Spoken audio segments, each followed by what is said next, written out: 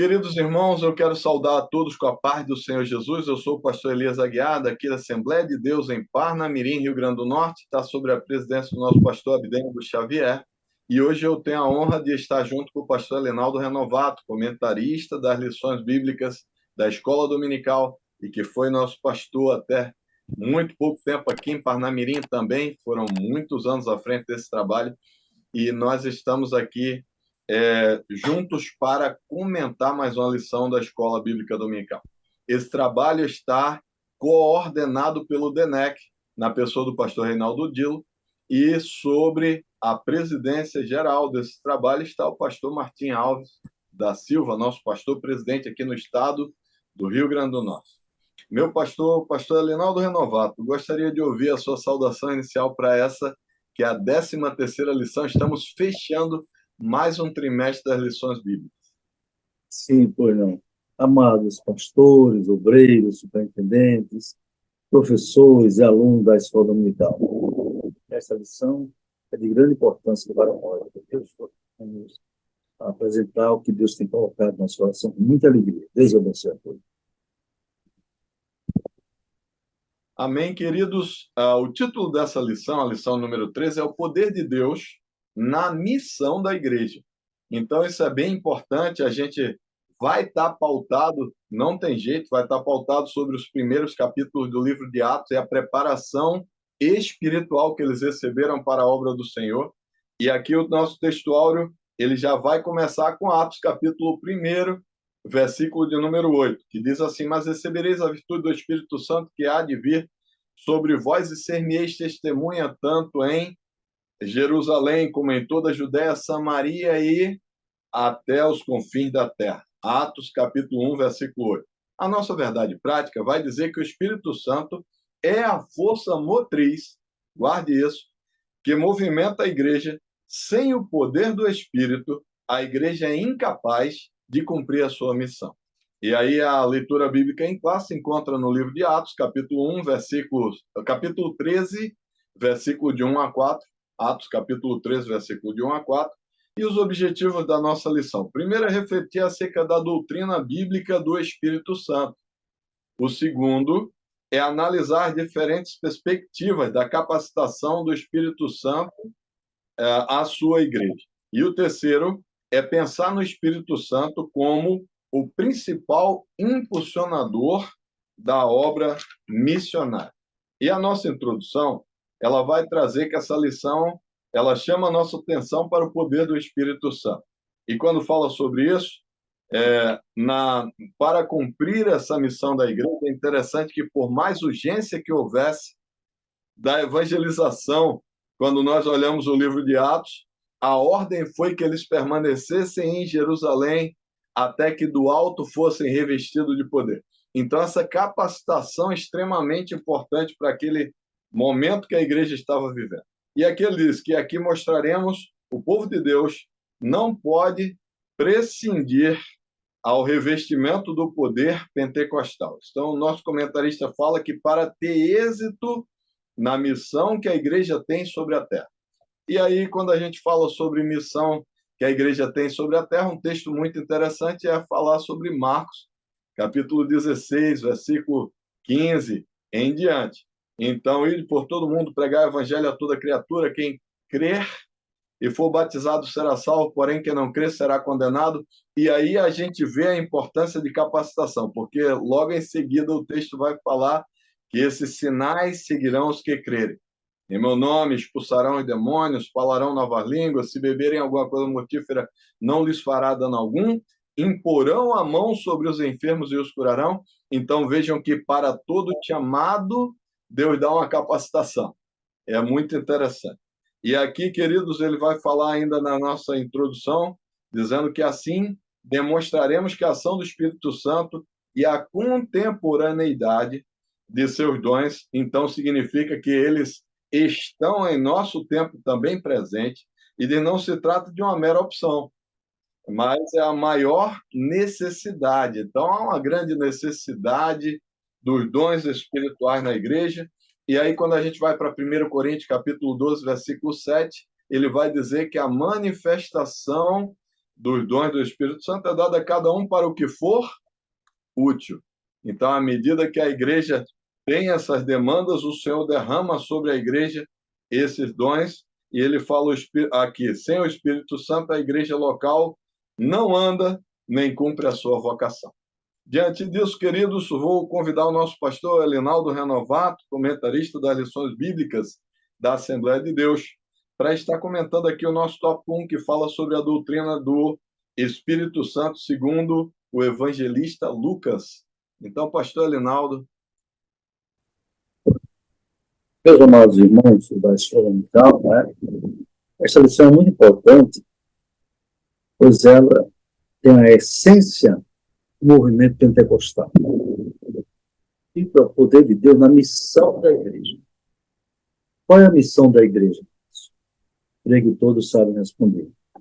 Jesus disse aos seus discípulos, aos apóstolos, a sua espírita: ide por todo mundo, pregar o evangelho a toda criatura. Quem crer e for batizado será salvo, e quem não crer será condenado. Então, a missão da igreja é mostrar que a salvação é somente através da fé em Jesus. Quem não crê nele como Salvador é condenado. É uma missão que tem um lado positivo e um lado negativo.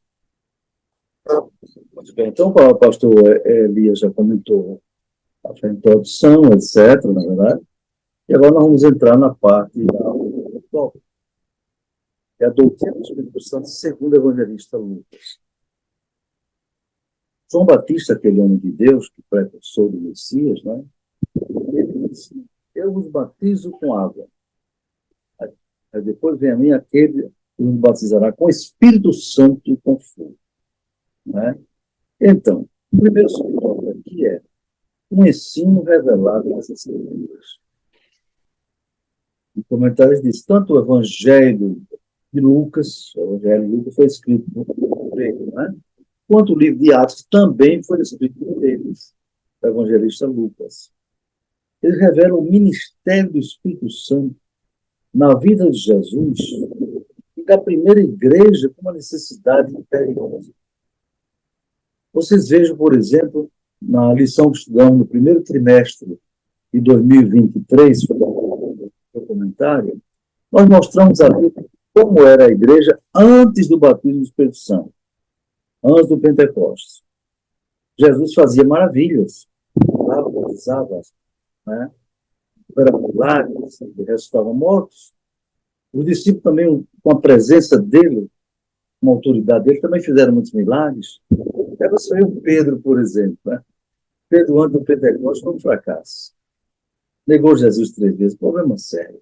Mas depois do Pentecostes, ele, a primeira pregação depois do Pentecostes, já se entregaram mais de quase 3 mil almas. Você vê a diferença que faz o Espírito Santo na vida do servo de Deus ou de uma igreja. Então, na vida de Jesus, vimos que o comentarista chama atenção para isso. O ministério de Jesus começou, não é, com o Espírito Santo. É uma promessa que está... Veja só, Jesus pregou 3 anos, não foi, com os discípulos? O ministério eu imagino que os discípulos estavam ansiosos para começar a cumprir aquele mandado. Ide por todo mundo pregar o evangelho a toda criatura. Estarei convosco todos os dias até a consumação do século. Mas Jesus disse para final: ficai na cidade de Jerusalém, até que do alto sejais revestido de poder, para ser testemunha em todo lugar. Está lá em Lucas 24, 49. Meus queridos irmãos, se os discípulos não tivessem esperado o revestimento de poder, note bem, chamo já a atenção aqui para um detalhe. Os discípulos eram salvos. Os discípulos eram salvos, né? Em Cristo Jesus. Existem uns irmãos chamados cessacionistas, né? Das igrejas reformadas, principalmente, igreja histórica reformada, que diz que o batismo do Espírito Santo com línguas estranhas e os dons espirituais foram só para aquela época dos apóstolos, ou do Novo Testamento, alguns dizem. Mas Jesus não disse isso. Em lugar nenhum da Bíblia diz que o batismo do Espírito Santo foi só para o Novo Testamento ou para a época dos apóstolos. Eu já desafiei irmãos calvinistas, luteranos e outros, não é? Aí mostrar na Bíblia um versículo que diga que aquele revestimento de poder, o batismo do Espírito Santo, ou os dois espirituais, ou só para aquela época. Até hoje não me mostraram. Segundo tópico, o vestimento como do Espírito como experiência necessária. Aí diz aqui, o Senhor Jesus só começou o seu ministério depois de ser cheio do Espírito Santo. Já pensou, meus irmãos? Lucas 3, 21, 22, Jesus disse assim, o Espírito do Senhor está sobre mim, porque me ungiu a evangelizar os pobres, né? Libertar os cativos. Que é isso, meus irmãos? É coisa muito importante. Então, se Jesus precisou do batismo do Espírito Santo, isto é, do Espírito Santo na vida dele, quanto mais nós, meus irmãos, quanto mais nós. A igreja, da mesma forma, só deveria iniciar um trabalho missionário quando fosse revestida desse poder. De fato, meus irmãos, um mundo tão cheio de incredulidade, tão cheio de maldade, de falta de fé, não é? De rejeição ao Evangelho de Deus. Olha, irmãos, não adianta pregar sem a unção do Espírito, porque Jesus disse que o Espírito Santo é quem convencerá o mundo do pecado, da justiça e do juízo. Então, você pode pregar a melhor pregação dentro da homilética, da hermenêutica, da exegese, não é? Mas se a pregação não tiver a unção do Espírito Santo do pregador, não vai adiantar nada. O sermão se transformará apenas num lindo discurso religioso. Não. Lindo discurso apenas. Eu sei de um caso de um irmão, eu não sei se ele ainda é vivo, ele dirigiu a igreja no interior, aqui na área de São José, por ali. Veja bem, ele era um homem gago, pastor daquela igreja, mas gago. Ele pregava assim, meus amados irmãos, Jesus Cristo salva, um homem que não tinha curso, só tinha curso primário. Não tinha nível médio, nem pensava em curso superior. Não tinha curso de teologia. O que você espera de um pregador gago? E que não tem um curso de teologia, não sabe o que é hermenêutica, o que é exegese, nada disso.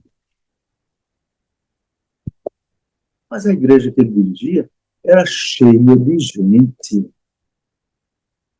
meus irmãos. Eu não fui lá, mas vi foto da igreja superlotada. Eu perguntei a um irmão de lá, amado irmão, qual é o segredo que tem na vida do nosso pastor fulano e tal? Você é um homem que tem essa deficiência, né? Na sua dicção, ele é gago. E eu perguntei, ele tem algum curso? Sim, não tem curso. O que você pode me explicar? Porque as almas se entregam e permanecem lá igreja cheia. Ele me disse duas razões. Primeiro, pastor, ele é um homem cheio da unção de Deus. É um homem que passa horas orando na presença do Senhor. É um homem cheio pelo Espírito. E ele disse uma segunda razão, que não tem a ver com essa lição propriamente, mas é importante dizer que ele é um homem que ama as ovelhas. Jesus.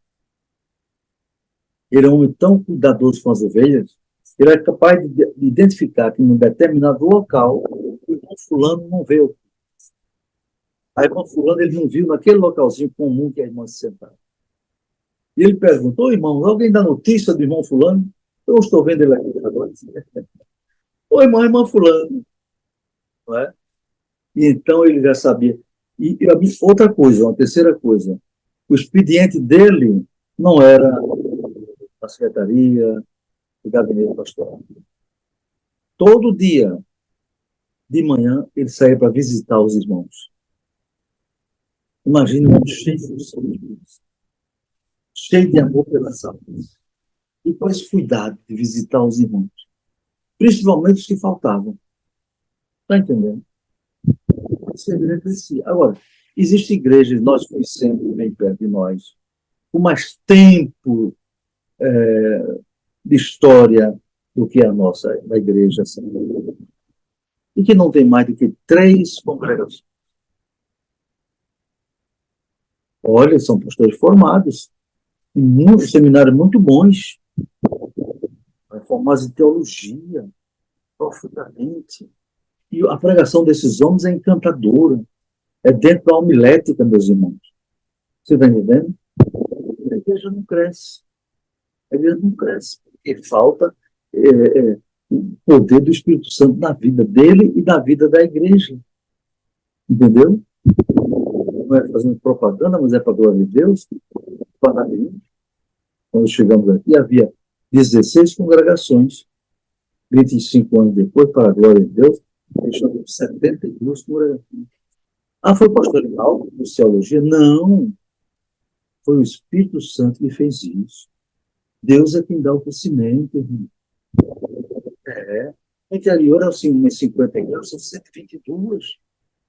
Missão era uma só, hoje são 4, são 5 trabalhos missionários, já estamos falando do Espírito Santo ao missionária.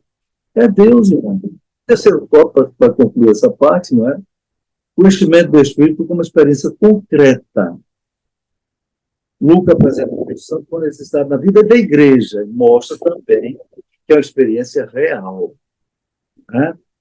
É tanto que em Atos capítulo 2, aquelas pessoas que estavam ali viram línguas estranhas, como se fossem línguas estranhas que ele não conhecia, línguas de fogo na cabeça de cada um, como se fosse de fogo, e um som veemente de um vento impetuoso.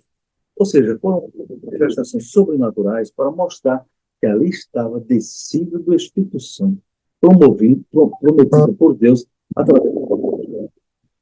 Entendeu? Então, é uma experiência realmente concreta, meus irmãos, tá certo? Queridos, aqui no subtópico, no tópico número 2, ele fala do Espírito Santo capacitando as testemunhas. E uma das coisas que a gente vê mais as pessoas comentarem no dia de hoje é aquela questão de achar que esse revestimento é dado para a liderança. Não é que não seja, mas não é exclusivo para a liderança. Então, por exemplo, quem não já passou pela experiência no ministério de vir alguém dizer, tem alguém endemoniado. Aí você pergunta, o que foi que você fez? Ele disse, eu vim lhe buscar. Eu vim lhe buscar para ir lá orar para Deus expulsar esse demônio e a pessoa ser liberta.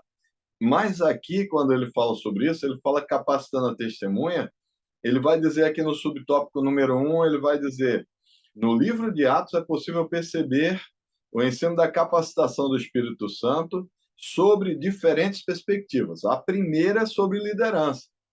E é preciso que a liderança ela seja espiritual e ela tenha essa capacitação de Deus. E quando a gente olha qualquer texto na Bíblia em que Deus deu liderança a alguém, Deus também deu capacitação, deu experiências únicas.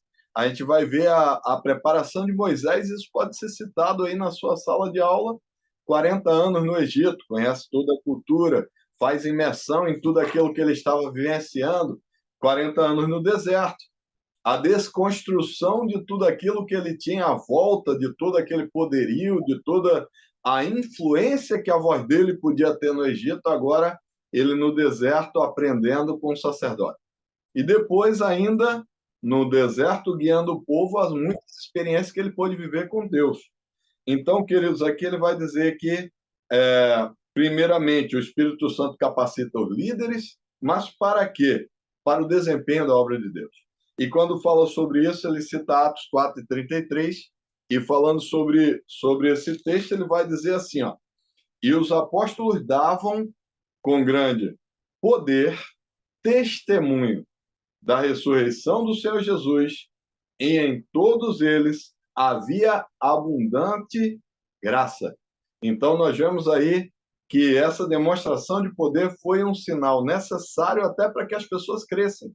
Elas viam neles sinais inegáveis. Quando nós olhamos o próprio texto do capítulo 3 de Atos, quando nós olhamos a cura daquele homem que estava na porta do templo, porque ele veio pedir a esmola há muito tempo ali. Quando ele fala com os discípulos e pede esmola, o qual é a resposta? Não tenho, de Pedro, não tenho prata nem ouro, mas o que tenho isso te dou, levante e anda. E aquele homem entra no templo andando, e depois ele salta, e depois ele glorifica a Deus. Ficou inegável, todo mundo conhecia aquele homem. Aquilo foi algo que começou a provocar mais um grande mover de Deus e mais vidas aceitaram Jesus. O pastor Reinaldo já citou aqui que numa primeira pregação quase 3.000 almas se converteram e agora, nesse segundo momento, são 5.000 almas ali se entregando aos pés do Senhor. Então, nós vemos aí, é muito interessante que quando tem o agir de Deus, fica inegável, né? Inegável que Deus está no negócio.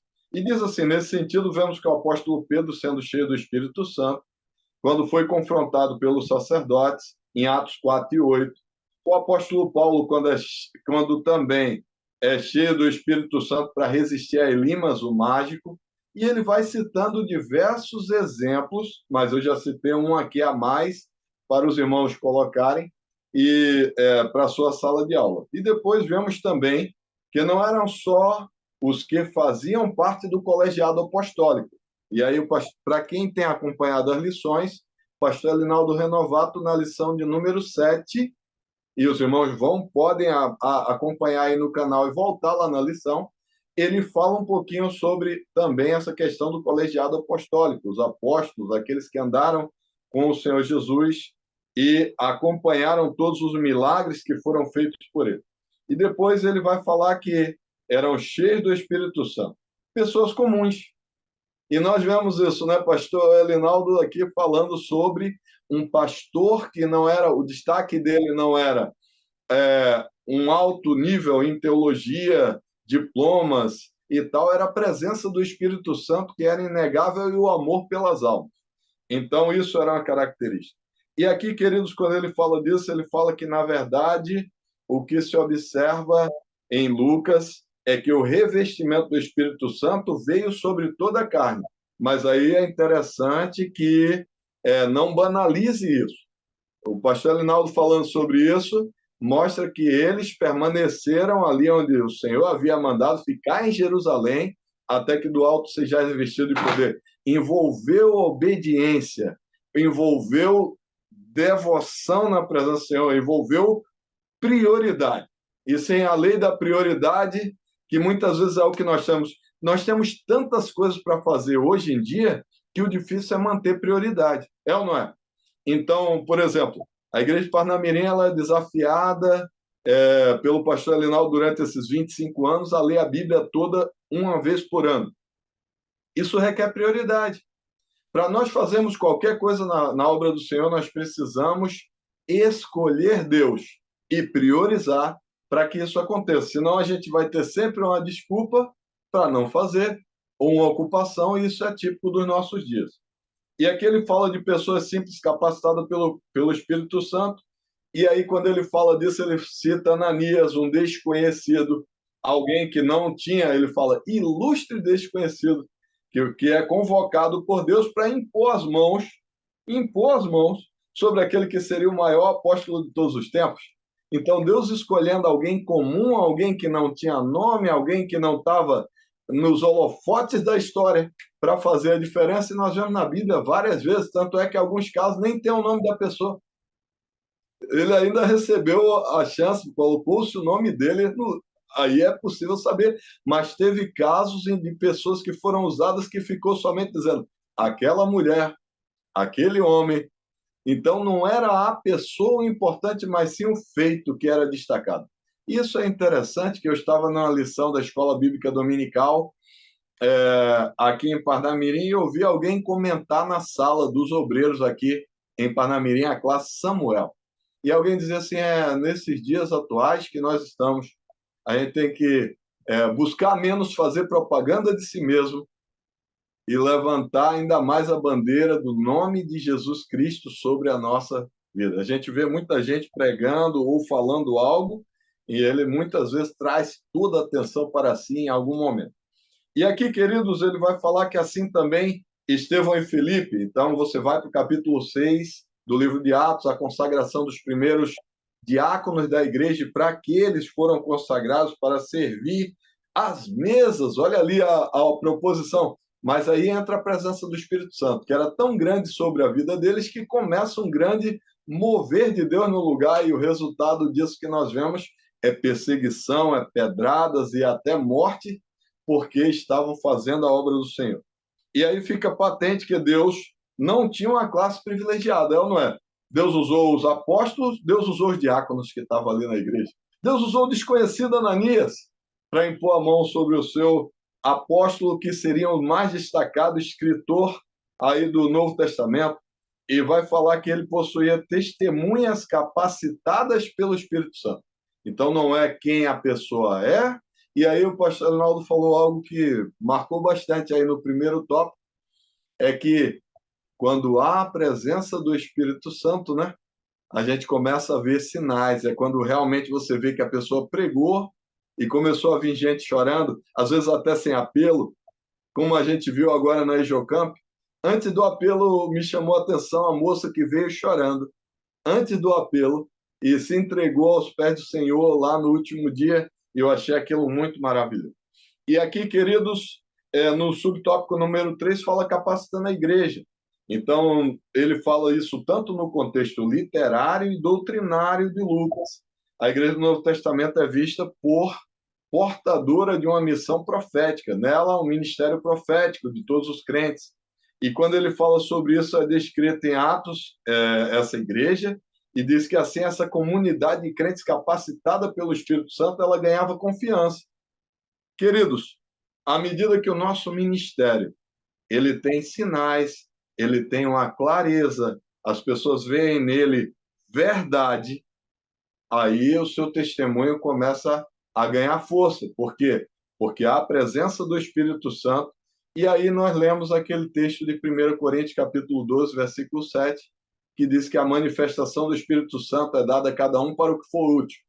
E eu falo para a minha sala da Escola Bíblica Dominical, o pastor Elinaldo, quando falo sobre isso, eu disse, eu não conheço ninguém que abriu tipo um armário ou uma revista em que ele tinha alguns quadrinhos sobre dons no Espírito Santo e dizia, olha, eu tenho aqui colecionado todos os dons.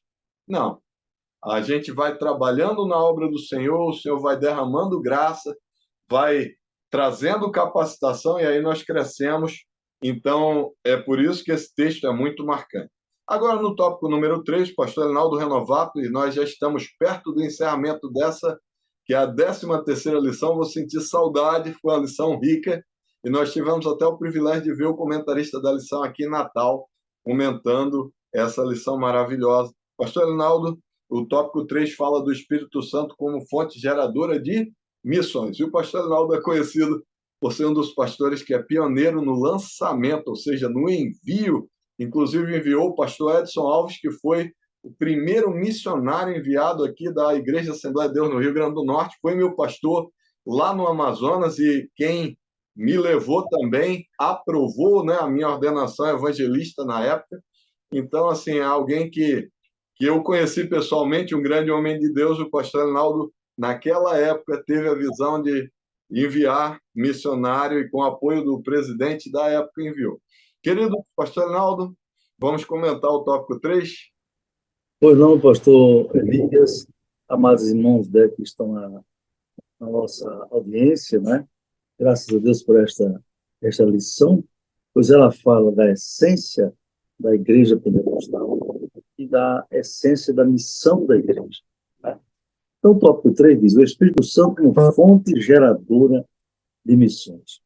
O pastor Elias terminou a parte dele falando da necessidade dos sinais, né? Quando há sinais, então a missão é mais bem desenvolvida. De fato, meus irmãos, eu acredito que, assim, no tempo dos apóstolos, havia necessidade de sinais. Imagine hoje. Jesus disse, quando o filho do homem voltar, porventura achará fé na terra? Esse é um dos sinais marcantes de que a vinda de Jesus se dará num tempo, um momento e que a humanidade será dominada por uma incredulidade fora do comum, uma porventura chamada fé na fé. Ele sabia o que estava dizendo, como profeta divino, além de outros sinais que anunciaria a sua vinda, como o aumento da iniquidade, o esfriamento do amor, a traição dos irmãos, etc. Então, é necessário muito, mais do que nunca, os sinais hoje na Igreja do Senhor Jesus. Porque sem sinais, sem prodígios, sem maravilhas operadas por Deus, pode estar certo, qualquer igreja se transforma numa instituição religiosa sem fins lucrativos, apenas. Mas deixa de ser a igreja do Senhor Jesus Cristo. A igreja de Jesus tem que ser que reflita o que ele fez, né, e o que ele deixou. A pregação do Evangelho hoje tem que ser muito poder, como no tempo de Jesus e dos apóstolos. Mas, como está tratando de missões, o comentarista fala da necessidade do Espírito Santo como o envio missionário.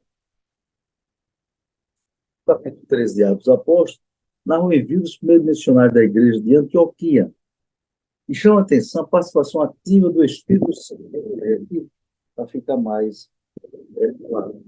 Atos capítulo 13 diz assim, olha, e na igreja que estava em Antioquia havia alguns profetas e doutores, a saber, Barnabé e Simeão, chamado Níger, e Lúcio Cirineu, e Manaém, que fora criado com Herodes, o tetrarca, gente importante, e Saulo, aí Saulo que vem por último lugar. E diz, servindo eles ao Senhor, olha, estavam na igreja, condição para enviar missionários, aqui na minha Bíblia eu anotei como condição. Primeiro, deve estar na igreja. Estar na igreja, na comunhão com a igreja. Estar com a igreja. Tá? Isso é importante. Segundo lugar, servindo ao Senhor. Pode mandar para a missão uma pessoa que não é serva. Não serve ao Senhor. Servindo ao Senhor. Em terceiro lugar, eles jejuaram. Né? Jejuaram. Servindo Deus, jejuaram. Eles jejuaram, oraram. Estava orando. Aí disse o Espírito Santo. A iniciativa do Espírito Santo. Disse o Espírito Santo. Apartai-me a Barnabé e a Saulo para a obra a que os tenho chamado. Então, tem que estar na igreja, tem que ser chamado.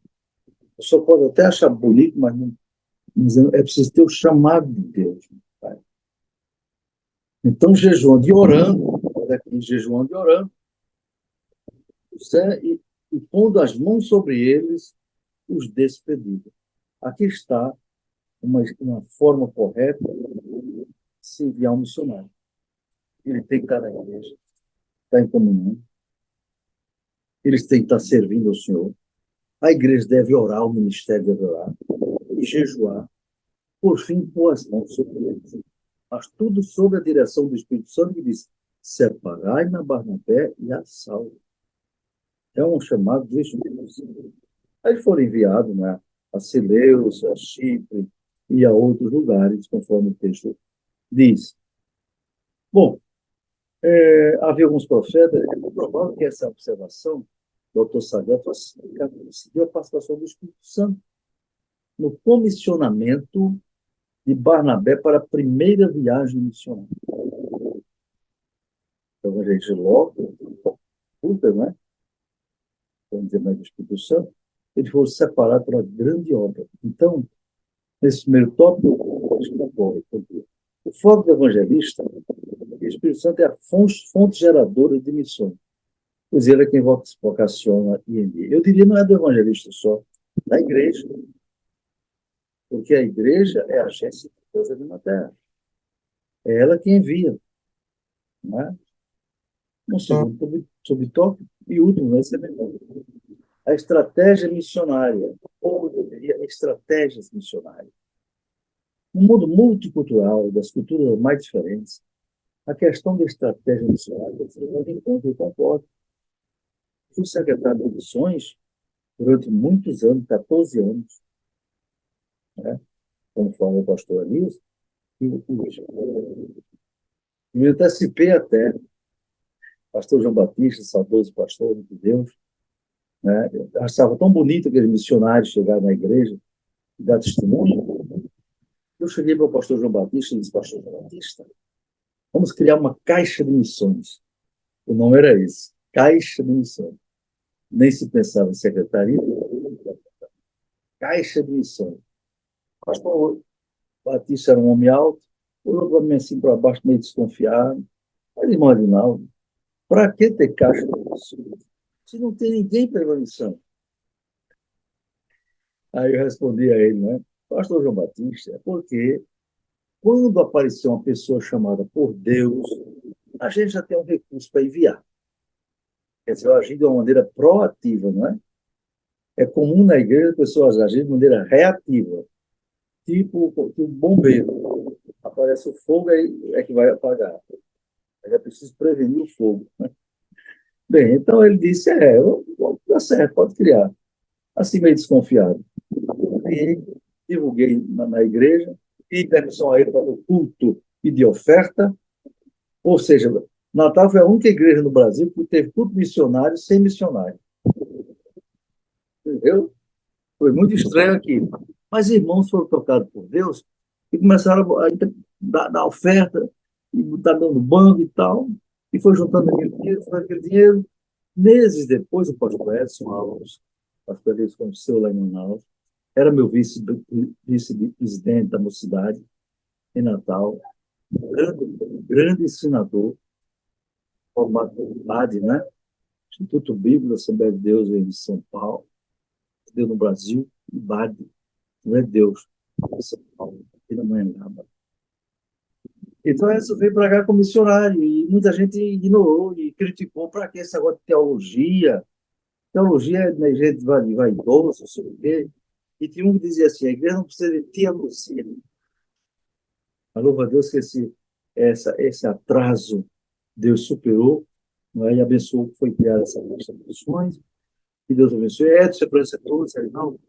Quero dizer que eu tenho chamado Deus para missão. Eu fiquei admirado, porque ele nunca tinha me falado. É mesmo, Edson. Ele me contou como foi a chamada dele. E aí eu levei a presença do pastor João Batista. Pastor, aqui está o primeiro candidato a missões. É você? Aí ele contou como foi. Tá bem, então vamos nos preparar para enviar o irmão Edson para missões. E ele disse para onde foi que Deus chamou ele: a Madagascar, lá no Oceano Índico, entre a África e a Índia. Lugar terrível e distante. Foi difícil fazer ele chegar lá. Mas Deus abençoou, né? E ele foi enviado. Lá se encontrou com Virgínio, pastor Virgínio, missionário enviado por Alagoas. Hoje é o pastor de Alagoas. E Virgínio abriu uma igreja lá, e Edson Alves enviado para outra igreja também, em Madagascar, né? Foi muito importante isso, viu? Então, essa informação é importante. Você saber como enviar, diz aqui, a estratégia. Estratégia você não sabe, faz parte do processo de planejamento. No planejamento você tem que ter processo de planejamento, você tem que planejar propriamente dito, você tem que ter um objetivo geral, você tem que ter objetivos específicos a alcançar, você tem que ter estratégia. Estratégia é a maneira pela qual você vai alcançar os objetivos. Isso é muito importante, estudei muito bem isso na minha pós-graduação em administração e apliquei isso na administração eclesiástica. Se você pegar uma agenda, estou até com uma delas aqui, da Assembleia de Deus em Parnamirim, né? Em Parnamirim, aqui nós temos, meus irmãos, definido aqui o nosso. Aqui não é só um calendário, aqui tem planejamento. Você tem uma ideia. Aí aqui, ó, dizer, planejamento para 2024. Visão, ó, eu tirei da administração. Deve ser evangelizadora, que faça sentir sua presença no meio da comunidade alvo, Assembleia de Deus, Santo Panamirim, através de seus membros, como sal da terra e do mundo. Missão, o objetivo geral. A missão da DEPA é proclamar o Evangelho pleno de nosso Senhor Jesus Cristo no âmbito da sua jurisdição eclesiástica, tendo a Bíblia como referencial básico. Sua missão pode estender-se a outras localidades, inclusive no exterior, dentro do programa missionário da Igreja Assembleia de Deus do Rio Grande do Norte. Aí tem os objetivos. Aí. Já disse o objetivo geral, agora tem 7 objetivos, na verdade. Primeiro, promover a evangelização na cidade do campo. Segundo, promover o discipulado dos novos convertidos. Terceiro, desenvolver a educação cristã. Quarto, promover a adoração a Deus. Quinto, promover a integração espiritual humana nos eventos. Sexto, promover a assistência social. Promover a administração do patrimônio. Então, primeiro, promover a evangelização na cidade, no campo e no campo missionário. Aí eu tenho aqui os objetivos. Quando você tem objetivo, você sabe onde quer chegar. Uma igreja que não tem objetivos, assim, irmão, vamos orar. Então, vamos evangelizar. Como? Quando? Aí, depois do objetivo, nós definimos as estratégias. Aí tem aqui todas as estratégias para cada objetivo desse. Tá? Para evangelização pessoal, evangelização em grupo, evangelização pelo rádio, evangelização na internet, tudo isso são estratégias. Através de cursos, ao ar livre, cruzada, etc. Isso são estratégias, irmão. Então, vamos mandar um missionário para um lugar, sem saber o que ele vai fazer, né? Que estratégia deve usar. As estratégias, por exemplo, para evangelizar na África, irmãos, tem diferença de evangelizar na Europa. Tem diferença de evangelizar na América do Sul. É muito mais fácil. Então, essa colocação é boa. Imagine se Paulo e Barnabé tivessem adotado a estratégia errada quando tentaram ir para a Ásia e Bitínia. Eles pensaram, combinaram de ir para a Ásia e Bitínia. Porém, o Espírito Santo os impediu. Esse é um fato muito estranho, interessante, o Espírito Santo impediu de evangelizar. Sabe por quê? Aquilo que o pastor Elias falou, o Espírito Santo tem prioridades. Naquela ocasião, a prioridade não era a Ásia e Bitínia, não é? Não. Era ir para outro lugar. Está entendendo? Ele teve uma visão de passa Macedônia e ajuda-nos. Está entendendo? Podemos aqui, é possível a agência missionária adotar uma estratégia errada. Então, não basta ter o desejo de fazer missões, mas é preciso buscar a orientação do Espírito Santo a respeito de como deve ser feito. Pastor Elias. Amém. Queridos, eu estou extremamente feliz, né? Quando a gente grava mais uma lição, 13ª, o pastor Helenaldo falou sobre estratégia, e parece simples, mas aqui em Parnamirim, a professora Nádia, que é uma professora, acho que é professora doutora, né? Ela é professora da maior classe de senhoras aqui da ADEPAR, da sede, e ela propôs um exercício interessante das irmãs se reunirem e fizeram um simpósio, onde elas se reuniram numa tarde para ver qual seria toda a logística para enviar um missionário a um novo país. E ela propôs o país e cada uma foi acrescentando. Tem que ter a abertura de uma conta onde deposita o dinheiro, tem que ter o idioma, tem que ter a cultura local para não cometer gafes, aí tem que ter a preparação espiritual, tem que ter o apoio da igreja em todos os aspectos, tem que ter a logística do lugar onde vai alugar para morar, e assim foi citando, e foi uma tarde maravilhosa. No final, as irmãs levaram cada um pratinho, fizeram um grande trabalho, todas as irmãs gostaram, a minha esposa voltou maravilhada desse trabalho, abriu a visão. Então, a estratégia é interessantíssima para ser usada. Olha aí a palavra estratégia que o pastor Helenaldo falou, que para quem prestou atenção, é um princípio dentro da administração, né? A estratégia, como eu preparo os objetivos daquilo que eu vou fazer. Então, queridos, muito obrigado por mais um trimestre. Faça algo para Deus nessa lição que seja realmente marcante, que leve a sua classe a participar e a crescer na graça. Vamos orar juntos, depois o pastor Rinaldo ministrando a bênção apostólica. E eu agradeço, pastor. A gente está até vestido igual hoje, ó. É maravilhoso a gente poder lecionar juntos, pastor. Senhor Deus e Pai Todo-Poderoso, eu te agradeço por mais uma lição, por mais um aprendizado, Pai querido. Papai, Toca o coração, Senhor, de alunos e professores, para serem participantes assíduos dessa lição. Papai querido, que ela termine e anos depois ela ainda tenha aplicação prática e eles também possam ser tocados, se o Senhor não tiver voltado, eles ainda possam estar sentindo o gostinho dessa lição, Pai. Então, toma o primeiro lugar e abençoa a estratégia que será usada para o ensino da Tua palavra e que esse dia seja marcante em cada sala de aula. Eu te peço e te suplico em nome de Jesus. Amém. Amém, queridos. Vamos, então, encerrar a última lição desse trimestre, né? Uma bênção apostólica. A graça do nosso Senhor Jesus Cristo, o amor de Deus, a comunhão e a consolação do Espírito Santo. Seja com todos agora sempre. Amém. Amém.